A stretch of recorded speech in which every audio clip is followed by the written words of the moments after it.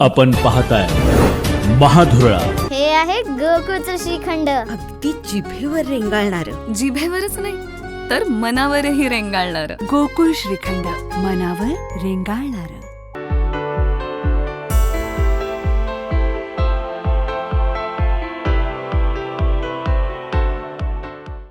नमस्कार. महाधुरळा YouTube channel मध्ये मी गुरु बाळमाळे आपल्या सर्वांचं मनापासून स्वागत करतोय.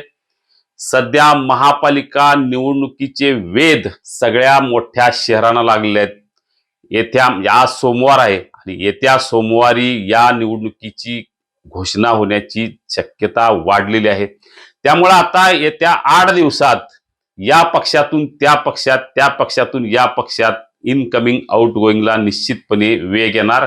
कारण उमेदवारी जो दिल, जो ताकदीचा आहे त्या पक्षात प्रवेश किंवा जिथं उमेदवारी मिळणार नाही असं लक्षात येईल तिथून दुसऱ्या पक्षात प्रवेश निश्चित आता ठरलेला आहे. आणि त्याची सुरुवात कोल्हापुरात झालेली पण आहे. माजी महापौर सई खराडे आणि त्यांचे सुपुत्र शिवतेज खराडे यांनी काल शिवसेना शिंदे गटात प्रवेश केला. या प्रवेशाच्या निमित्तानं आता इनकमिंग आउट गोईंगची सुरुवात झालेली आहे.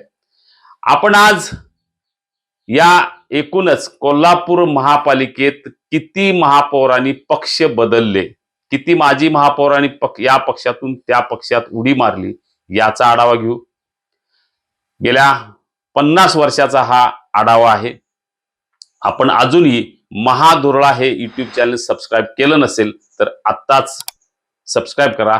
महाधुरळा युट्यूब चॅनल जे ब्रेकिंग न्यूज साठी महाराष्ट्रात प्रसिद्ध आहे. आतापर्यंत तब्बल 80 ब्रेकिंग न्यूजचा अंदाज तंतोतंत खरा ठरलेला आहे. आता आपण वळूया मूळ विषयाकडे. माजी महापौर सई खराडे 2 वेळा नगरसेविका झाल्या. ताराराणी आघाडीतनं महापौर झाल्या. 2.5 वर्षात 3 महापौर करण्याचा निर्णय ताराराणी आघाडीने घेतला, पण 1 वर्षानंतर त्यांनी राजीनामा दिला नाही. तत्कालीन मंत्री हसन मुश्रीफ आणि विनय कोरे यांची राष्ट्रवादी आणि जनसुराज्य आघाडी होती, त्या आघाडीत त्यांनी प्रवेश केला.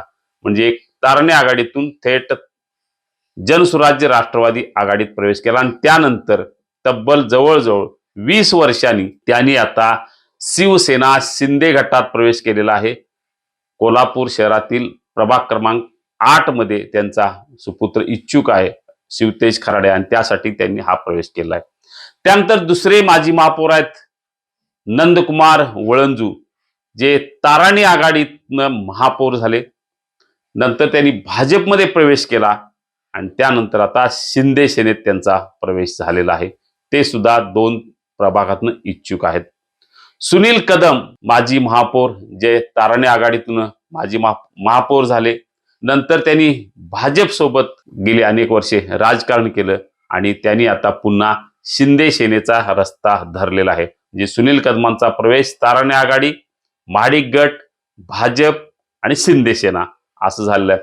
निलोफर आजरेकर ज्या अपक्ष म्हणून निवडून आल्या, काँग्रेस सोबत गेल्या, काँग्रेसच्या वतीनं महापौर झाल्या, त्यांनीही आता माजी महापौर झाल्यानंतर शिंदे सेनेचा रस्ता धरला.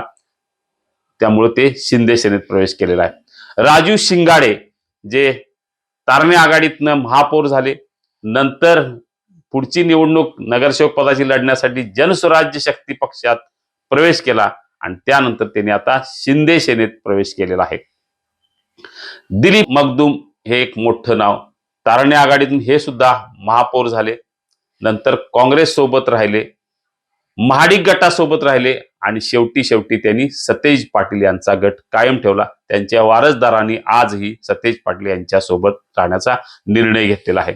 सरिता नंदकुमार मोरे या सुद्धा तारणे आघाडीतून महापौर झाल्या. नंतर त्यांनी शिंदे सेनेत प्रवेश केलेला आहे. त्यामुळे ते सुद्धा आता महापालिका निवडणूक लढवण्यासाठी इच्छुक आहेत.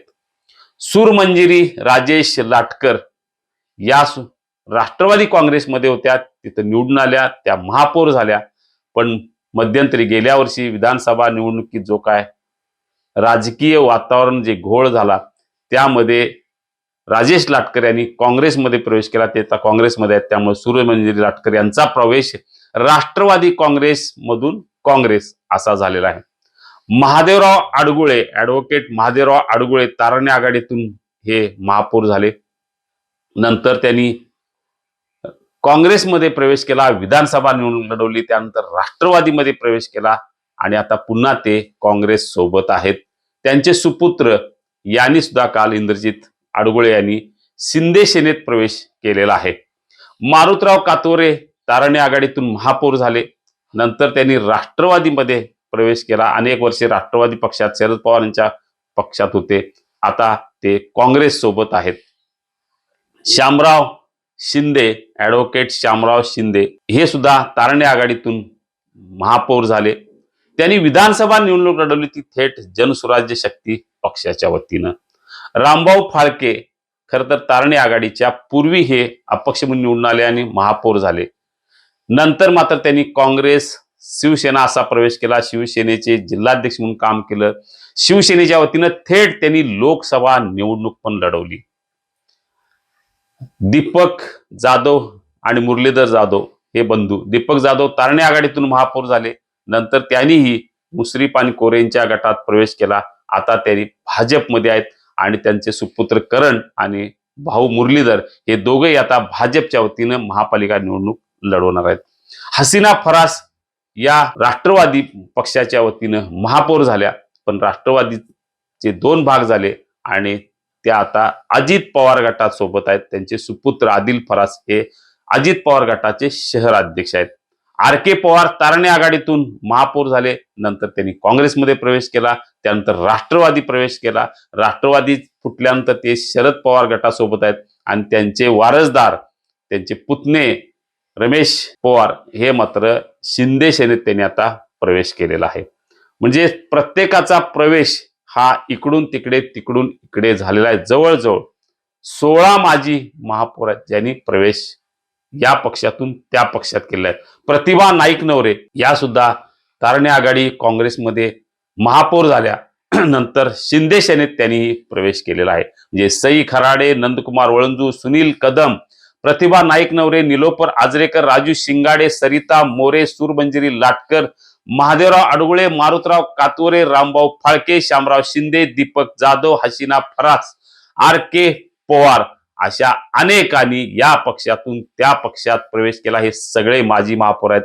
जवळजवळ 1972ला महापालिकेची स्थापना झाली, तर 55 वर्षे झाली. एवढ्या वर्षात 50 माजी महापौर झाले. 50 त्यापैकी जवळजवळ 16 ते 17 माजी महापौरांनी या पक्षातून त्या पक्षात उडी मारलेली आहे. अजून निवडणुका महिनाभर आहेत. अजूनही काही माजी महापौर या पक्षातून त्या पक्षात जाण्याची शक्यता आहे. काठावर आता निवडणूक आहे.